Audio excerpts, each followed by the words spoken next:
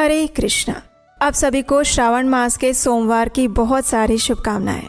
आज श्रावण मास का दूसरा सोमवार है और इतना सुंदर संयोग बना हुआ है कि आज ही प्रदोष का व्रत भी रखा जाएगा।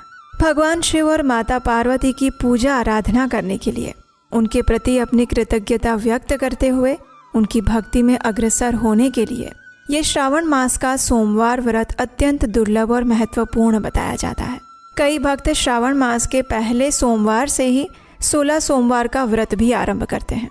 आप में से कुछ भक्तों ने पूछा था कि जो पहले सोमवार से आरंभ ना कर पाए, क्या वो दूसरे या तीसरे सोमवार से आरंभ कर सकते हैं? तो जी हाँ, आप बिल्कुल कर सकते हैं। तो आज श्रावण मास का दूसरा सोमवार है और हम सुनने जा रहे हैं इसे श्रावण मास के सोमवार की पौराणिक व्रत कथा। तो आइए आज की श्रावण सोमवार व्रत कथा आरंभ करते हैं। कैलाशवासी गिरिजा विलासी श्मशानवासी सुमनो निवासी काशी निवासी विजय प्रकाशी योनादिकल्पेश्वर एवं सोसौ। जो कैलाश पर निवास करते हैं और भगवती गिरिजा के संग सदैव आनंद की अनुभूति करते हैं, जो श्मशानवासी होने पर भी भक्तों के मन और हृदय में निवास करते हैं और काशी में रहने वाले तथा विजय प्रदान करने वाले हैं, वे अन्य और कोई नहीं अपितु भगवान आदि कल्पेश्वर हैं। श्रावण मास के सोमवार की कथा का वर्णन सूत गोस्वामी द्वारा किया गया था और वो भी नैमिषारण्य में एकत्रित ऋषियों के समक्ष। और वो कथा इस प्रकार थी। प्राचीन समय में चित्रवर्मा नाम से प्रसिद्ध एक राजा हो गए। वे अत्यंत निष्ठावान, धर्मपरायण और शक्तिशाली राजा थे। वे अपने राज्य में कोई भी दुष्कर्म होने नहीं देते थे और अगर ऐसा कोई दुष्ट व्यक्ति हो तब पर भी उसे अत्यंत कठोर दंड दिया जाता था, जिसे देखकर अन्य लोग भी दुष्कर्म करने से भयभीत हो जाते और इसीलिए इस राजा को यमराज के समान माना जाता था। वे अपनी प्रजा की रक्षा करने में सक्षम थे और ये राजा स्वयं भगवान शिव और भगवान नारायण के भक्त थे। अपने जीवन में राजा हर प्रकार से सुखी थे। उनके अत्यंत पराक्रमी और बलवान पुत्र थे और अंत में एक सुंदर सुशील पुत्री भी थी जिसका नाम सीमंतिनी था। अब राजा चित्रवर्मा की वो पुत्री बड़ी हो रही थी। एक दिन राजा ने ब्राह्मणों को बुलाकर उसकी जन्म कुंडली दिखाकर उसके भविष्य के बारे में पूछा। तो एक ने कहा कि महाराज, आपकी पुत्री बहुत ही भाग्यवान है। वो अपने जीवन को बहुत ही सुखमय रूप से पूर्ण करेगी और 10,000 वर्षों तक अपने स्वामी के साथ आनंद भोगेगी और 8 पुत्रों को जन्म देकर उत्तम सुख का उपभोग करेगी। लेकिन वहीं दूसरे ब्राह्मण ने कहा, हे राजन, ये कन्या 14 वर्ष में विधवा हो जाएगी। ब्राह्मणों की ऐसी बात सुनकर राजा कुछ क्षण के लिए दुविधा में पड़ गए और अपनी पुत्री के लिए चिंता में डूब गए। तत्पश्चात उन्होंने सब कुछ अपने भाग्य पर छोड़कर ब्राह्मणों को विदा कर दिया। सीमंतिनी अब धीरे धीरे बड़ी हो रही थी, समझदार हो रही थी। अब ब्राह्मण की कही हुई बात ने चर्चा का स्वरूप ले लिया। उसकी सखियां भी ये बात की चर्चा करने लगी कि वो छोटी उम्र में ही विधवा हो जाएगी। और इस बात से परेशान सीमंतिनी एक दिन याज्ञवल्क्य मुनि की पत्नी मैत्रेयी के पास गई। माता मैत्रेयी अत्यंत धार्मिक और भगवान शिव की भक्त थी।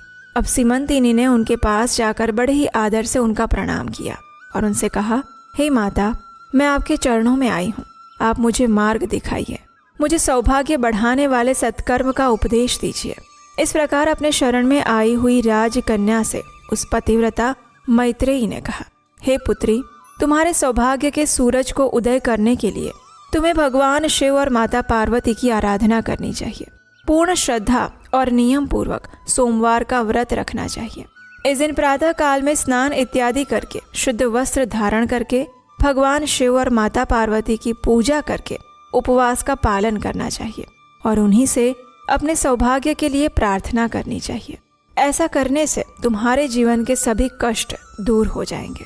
तुम्हारे जीवन में सौभाग्य का सूरज उदय होगा। और हाँ, ऐसी भी कठोर स्थिति उत्पन्न हो सकती है जब भगवान तुम्हारी परीक्षा ले, लेकिन उस समय में भी तुम भगवान शिव की पूजा, भक्ति और उनके इस सोमवार के व्रत को कभी मत छोड़ना। इतना कहकर माता मैत्रेयी अपने आश्रम में चली गई और सीमंतिनी उनके कथन अनुसार भगवान शिव का पूजन करने लगी। उसने सोमवार का व्रत अब आरंभ कर दिया था।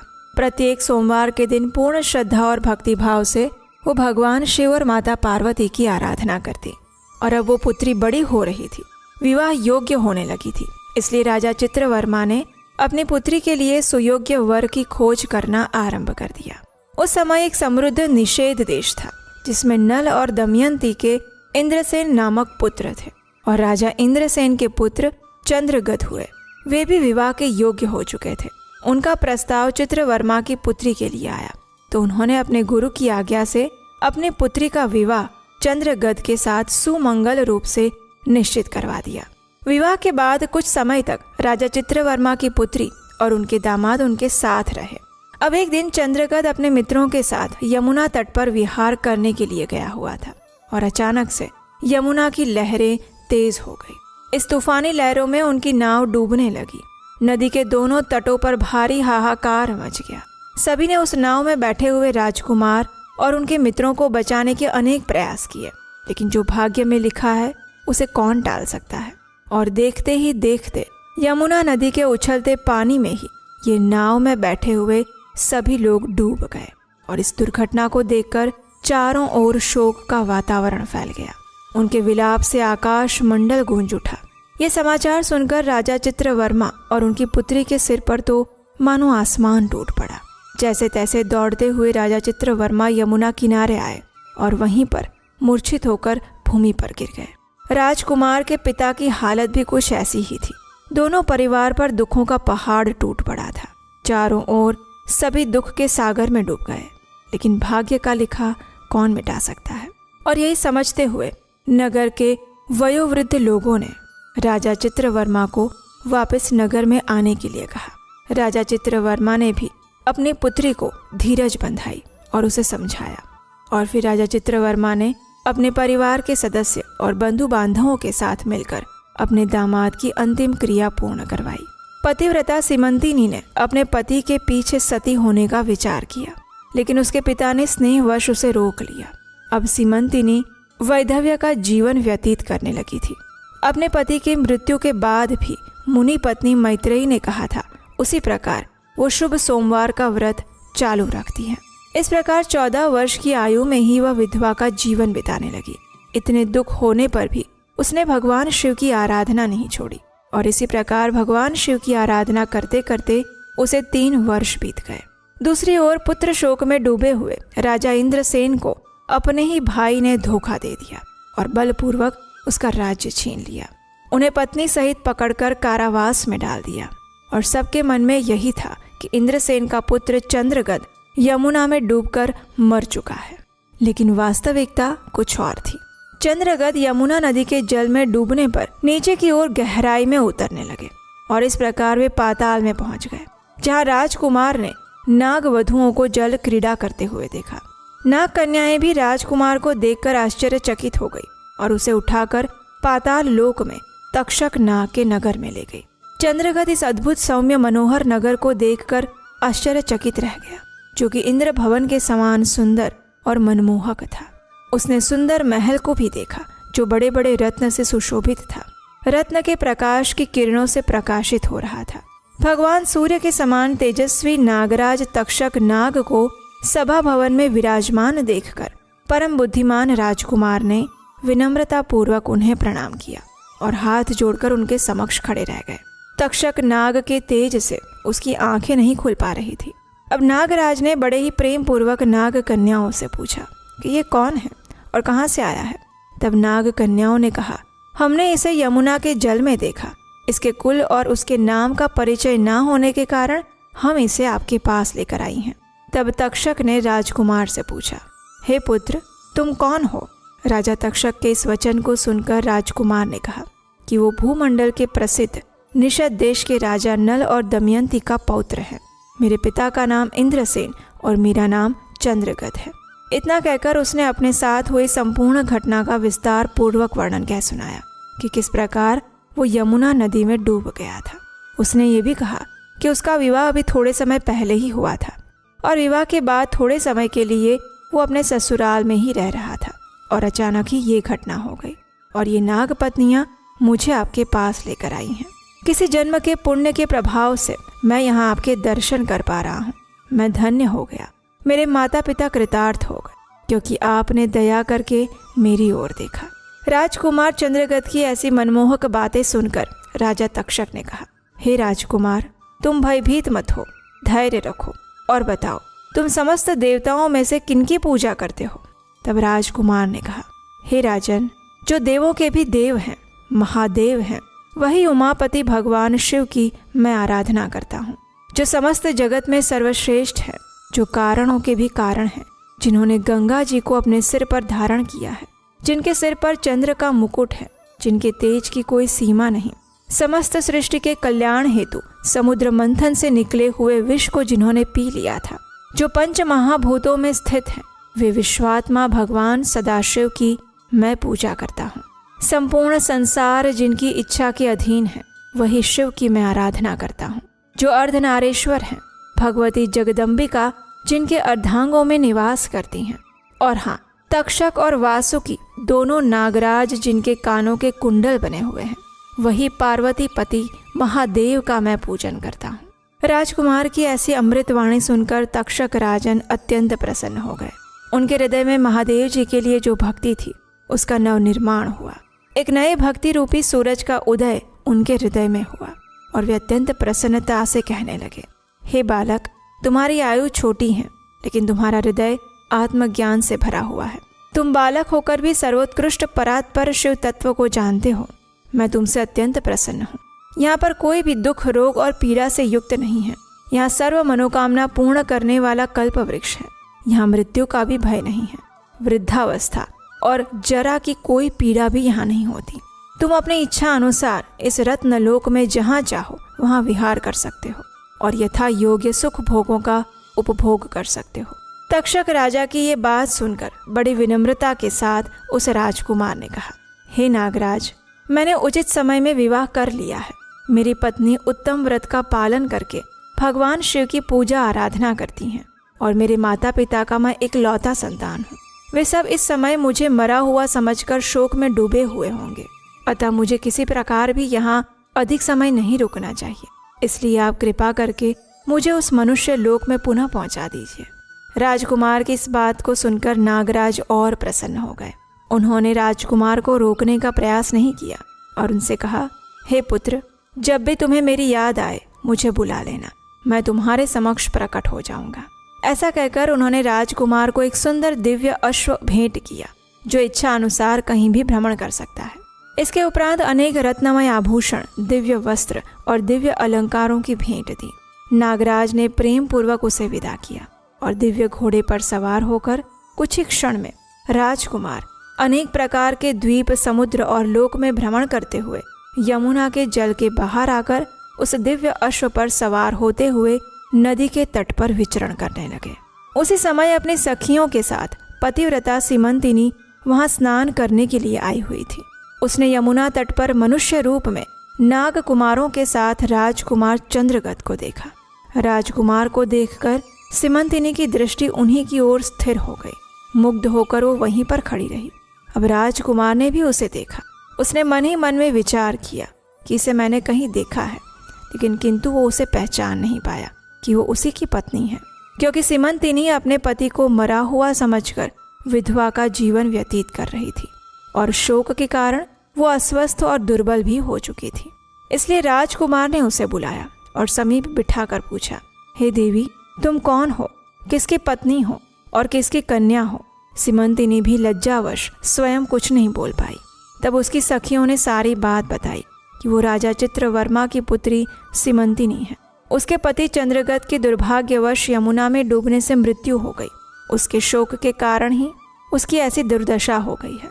इतना दुख होते हुए भी उसने अपने सोमवार के व्रत को नहीं छोड़ा। उसके व्रत के कारण वो यहाँ स्नान करने के लिए आई थी। इतना सब कुछ होने पर भी ये निर्मल शुद्ध हृदय से प्रति सोमवार को भक्तिपूर्वक माता पार्वती सहित महादेव जी का पूजन करती हैं। और इतना ही नहीं, उसके ससुराल में भी महाराज और उनकी पत्नी को उनके ही भाइयों ने कारावास में डाल दिया है। ये सब कुछ सुनकर राजकुमार अत्यंत व्याकुल हो गए। अपनी पत्नी और माता पिता की दुर्दशा सुनकर विचलित होने लगा। अब सीमंतिनी ने राजकुमार को उनके हाव भाव, अंग चिन्ह, स्वर आदि लक्षणों से पहचान लिया था, लेकिन उसे लगा कि ये भ्रम हो सकता है। मेरे पति तो यमुना में डूबकर मर चुके थे। इसलिए अपना भ्रम दूर करने के लिए उसने राजकुमार से पूछा कि आप कौन हैं? आप मुझे स्वजन की भांति प्रतीत होते हैं। इतना कहकर राजकुमारी की आंखों में आंसुओं की धारा बहने लगी। वह फूट फूट कर रोने लगी और मूर्छित होकर पृथ्वी पर गिर पड़ी। अपनी पत्नी को शोक में डूबे हुए देखकर राजकुमार भी शोक में व्याकुल हो गए। थोड़ी देर चुपचाप वहीं बैठे रहे और फिर अपनी पत्नी को निहारते रहे। कुछ समय बाद राजकुमारी को चेतना वापस आई और मन ही मन सोचने लगी कि ये कैसे हो सकता है। अवश्य ही यही मेरे पति हैं, क्योंकि मेरा हृदय प्रेम से अधीर होकर इन्हीं में अनुरक्त हुआ है। लेकिन क्या मुझे अभागिन को मेरे पति वापस मिल सकते हैं? कहीं ये मेरा भ्रम तो नहीं है? या फिर उन मुनि पत्नी मैत्रेयी ने जो मुझे कहा था, कोई भी परिस्थिति हो सोमवार के व्रत का पालन करना, ये उसका तो फल नहीं है? एक श्रेष्ठ ब्राह्मण ने मेरा 10,000 वर्षों का सौभाग्य बताया था, कहीं उसका वचन अवश्य सत्य तो नहीं होने वाला? ये तो अब ईश्वर ही जाने। और वैसे भी माता पार्वती के पति भोलेनाथ प्रसन्न होने पर देहधारियों के लिए कौन सी वस्तु दुर्लभ रह सकती है? इस प्रकार अनेक विचार करते हुए सीमंतिनी ने अपने पति को पहचान लिया था। अब राजकुमार ने अपनी पत्नी सीमंतिनी को आश्वासन देते हुए कहा, हे भद्रे, मैं सभी को ये समाचार बताने के लिए जा रहा हूँ और मेरे माता पिता का राज्य भी वापस लेकर तुम्हें लेने के लिए शीघ्र ही आऊँगा। इतना कहकर राजकुमार घोड़े पर सवार होकर नाग कुमारों के साथ अपने नगर की ओर चल पड़े। वहां जाकर नाग कुमारों की सहायता से राजकुमार ने अपना राज्य वापस प्राप्त किया, अपने माता पिता को कारावास से मुक्त करवाया और अपने पुत्र को जीवित देखकर राजा इंद्रसेन आनंद में डूब गए। राजकुमार को उन्होंने हृदय से लगा लिया। अश्रु वर्षा करते हुए चंद्रगद ने भी माता पिता के चरणों में प्रणाम किया और राजकुमार को जीवित देखकर सभी लोग अत्यंत प्रसन्न हो गए। राजकुमार ने माता पिता को और सभी को सारा वृत्तांत कह सुनाया। नागराज तक्षक से मित्रता होने की बात भी बताई और ये सुनकर राजा इंद्रसेन अत्यंत हर्षित हो गए। मन ही मन सोचने लगे कि अवश्य मेरी पुत्र वधू ने भगवान शिव की आराधना करके इस अनुपम सौभाग्य का उदय किया है। अब ये समाचार महाराज चित्रवर्मा को देने के लिए राजा इंद्रसेन ने दूतों को भेजा और ये समाचार सुनकर राजा चित्रवर्मा भी आनंद से भाव विभोर हो गए। अनेक भेंट और उपहारों के साथ उन्होंने उस संदेशवाहक को वापस भेजा और अपनी पुत्री को बुलाकर उसके वैधव्य के सभी चिन्हों का परित्याग करवाया। उसे अनेक आभूषणों और सुंदर वस्त्रों से सुसज्जित करवाया और राजा चित्रवर्मा ने नगर में एक महान उत्सव मनाया। सभी की उपस्थिति में राजकुमारी सीमंतिनी के सदाचार की प्रशंसा की गई और राजकुमार चंद्रगद के साथ उन्होंने अपनी पुत्री को विदा करवाया। राजकुमार चंद्रगद ने भी नागराज तक्षक से मिले हुए रत्न आदि आभूषण से अपनी पत्नी को अलंकृत किया और इस प्रकार सीमंतिनी के द्वारा सोमवार के व्रत और भगवान शिव की श्रद्धा पूर्वक की हुई आराधना से उसे अपना पति वापस मिल गया। राजकुमार भी अपनी पत्नी को लेकर अपने राज्य में वापस आया और राजा इंद्रसेन ने उसे राजगद्दी सौंपकर भगवान शिव की आराधना करके योगी पुरुषों को उपलब्ध होने वाली उत्तम गति को प्राप्त किया। राजा चंद्रगद ने अपनी धर्म पत्नी सीमंतिनी के साथ 10,000 वर्षों तक सुखमय जीवन व्यतीत किया। 8 पुत्रों और 1 कन्या को जन्म दिया। सीमंतिनी भी प्रतिदिन भगवान महेश्वर की पूजा करती हुई अपने स्वामी के साथ सुखपूर्वक रहने लगी और अपने सोमवार के व्रत के प्रभाव से अपने खोए हुए सौभाग्य को पुनः प्राप्त करती हैं। तो ये थी स्कंद पुराण से ली गई आज की श्रावण मास के सोमवार की प्राचीन कथा। हमें आशा है कि आज के इस श्रावण मास के सोमवार की व्रत कथा का श्रवण करके आपका श्रावण सोमवार व्रत अवश्य सफल होगा। लेकिन इस कथा के अंदर क्या आपने एक बात सुनी? राजकुमार चंद्रगद अत्यंत छोटी आयु के थे, लेकिन फिर भी वे नागराज तक्षक के सामने जाकर भगवान शिव की भक्ति और उनकी महिमा का गुणगान करते हैं। वे अपने चरित्र, अपने ज्ञान और बुद्धि द्वारा राजा तक्षक को प्रसन्न कर लेते हैं और वो भी इतनी छोटी आयु में। यह आखिर कैसे संभव हो सकता है? तो इसका जवाब हमें मिलता है गर्भ विज्ञान के अंदर। यह हमारी संस्कृति की ऐसी अनमोल धरोहर है जिसके बारे में बहुत कम लोग बात करते हैं और इसका अर्थ है जब कोई भी संतान अपनी माता के गर्भ में आती है उस समय और उसके गर्भ में आने से पहले ही उस जीवात्मा का भविष्य, उसके चरित्र, उसके गुण, उसके मूल्यों का निर्माण किया जा सकता है और उसी को गर्भ विज्ञान कहते हैं। और ये गर्भ विज्ञान विशेषकर गर्भवती महिलाओं के लिए और जो महिलाएं आने वाले समय में गर्भावस्था धारण करने वाली हैं, उनके लिए समझना अत्यंत महत्वपूर्ण है। अगर आप ये करते हैं तो आपकी आने वाली संतान दिव्य गुणों से युक्त होती हैं। तो अगर आप इस विषय में और जानना चाहते हैं तो नीचे डिस्क्रिप्शन बॉक्स में एक लिंक दिया गया है, जहाँ पर मैं आपके लिए एक स्पेशल वर्कशॉप करने जा रही हूँ। और इस वर्कशॉप के अंदर मैं गर्भ विज्ञान के वो सारे रहस्य आपके साथ साझा करूंगी, जिसके माध्यम से आप भी राजकुमार चंद्रगत की तरह एक दिव्य संतान को जन्म दे सकती हैं। उसका लिंक नीचे डिस्क्रिप्शन बॉक्स में दिया गया है, वहां पर जाकर इस वेबिनार के लिए रजिस्टर कर सकते हैं। और अगर आज का ये वीडियो अच्छा लगा है तो आज के इस श्रावण मास के सोमवार की व्रत कथा वाले वीडियो को लाइक अवश्य कीजिएगा और उसे कम से कम 5 लोगों को शेयर कर दीजिए, क्योंकि श्रावण मास के सोमवार की कथा का सिर्फ श्रवण करने से भी मनुष्य को अनेक पुण्य फलों की प्राप्ति होती है। तो आज का ये सुंदर दुर्लभ अवसर है, उसे गंवाइए मत। और अभी इस वीडियो को अपने व्हाट्सएप में, फेसबुक में, इंस्टाग्राम में शेयर कर दीजिए। और हाँ, अगर पहली बार इस चैनल पर आए हैं तो आपके अपने चैनल उपदेशाष्टकम को सब्सक्राइब करके ही जाइएगा, क्योंकि इसी चैनल पर हम आपको देते हैं वैदिक शास्त्रों, पुराणों और ग्रंथों से ली गई सिर्फ और सिर्फ प्रमाणभूत जानकारी और व्रत कथाएं, बिना किसी मिलावट के। इसी के साथ आज के इस कथा को यहीं पर विराम देते हैं। आप सबको फिर एक बार श्रावण मास के सोमवार की बहुत सारी शुभकामनाएं। हरे कृष्ण।